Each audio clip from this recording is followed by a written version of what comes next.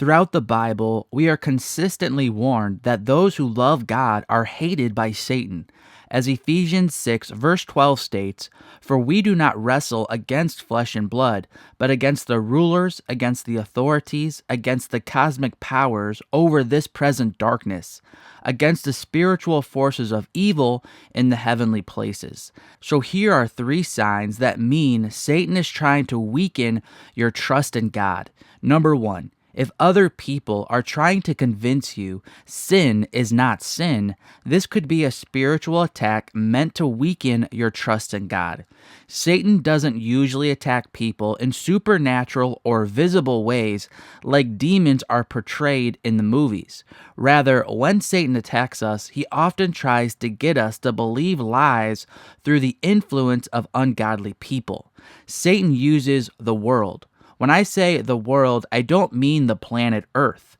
In the Bible, the world refers to all the people who are not following God. You are either a Christian or you are in the world. According to Ephesians 2, verses 1 through 2, everyone in the world is actually following the devil's lies. It states, "And you were dead in the trespasses and sins in which you once walked, following the course of this world, following the prince of the power of the air, the spirit that is now at work in the sons of disobedience." Because people who do not have the Holy Spirit in them are easily influenced by the devil, spiritual warfare often uses people to deliver attacks against you. When other people are trying to get you to believe lies about God and enter into sinful living, this is often actually spiritual warfare. 1 John 3 verses 7 through 8 state, "Little children, let no one deceive you. Whoever practices righteousness is righteous, as he is righteous. Whoever makes a practice of sinning is of the devil, for the devil has been sinning from the beginning. The reason the Son of God appeared was to destroy the works of the devil." Satan will try to weaken your trust in God by delivering lies through other people to you, trying to convince you that sin is not actually sin.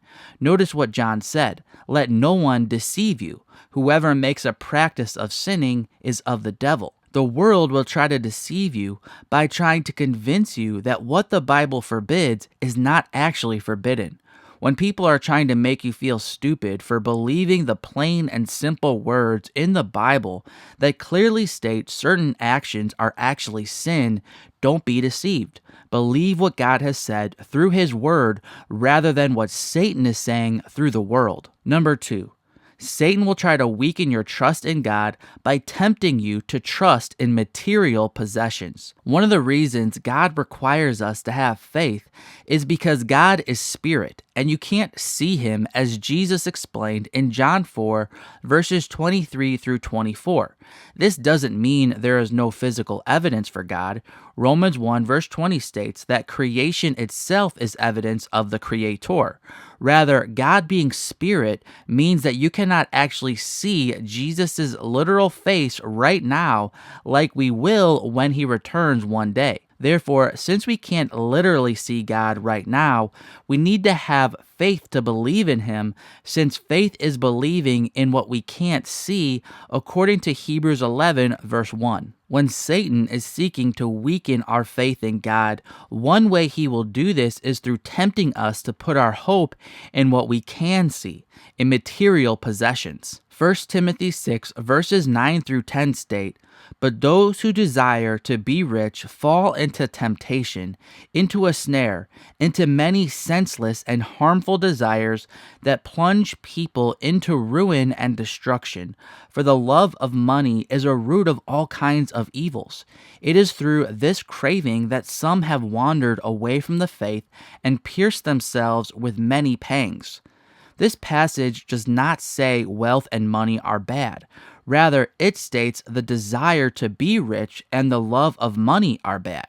So Satan's attacks will not be to make you rich or poor.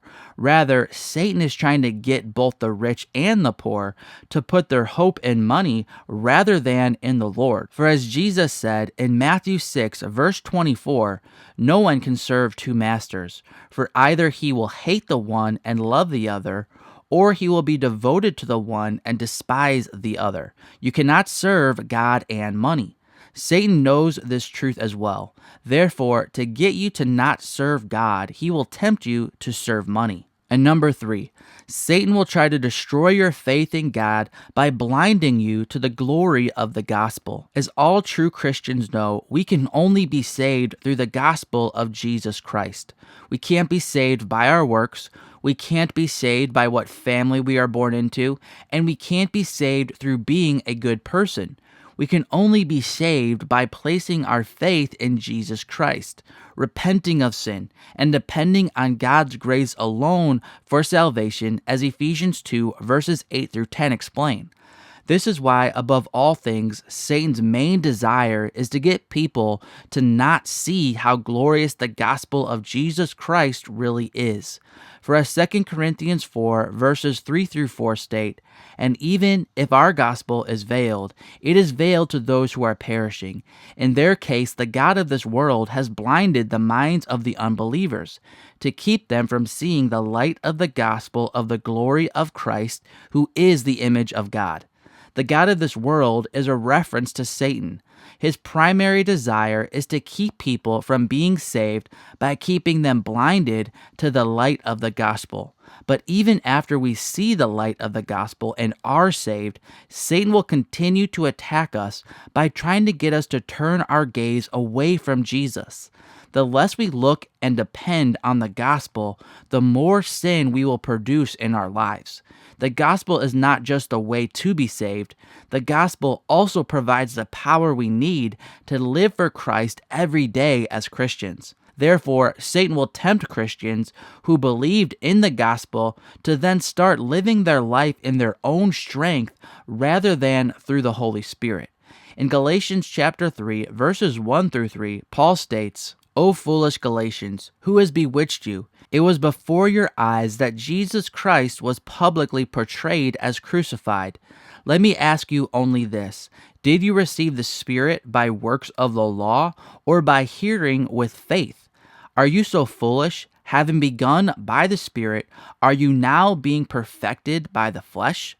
Therefore, if you are being tempted to try to obey God through your own strength, this is actually a sign that Satan may be trying to bewitch you with lies. The gospel is not just a way to be saved.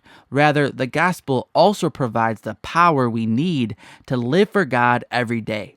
When you know that through the gospel you are a new creation and the Holy Spirit lives in you, you will be empowered to live a glorifying and powerful life for God. Don't forget to subscribe and tap the bell so you don't miss all the new videos I'm posting every week. I hope you found this helpful. Until I see you at the next video, God bless.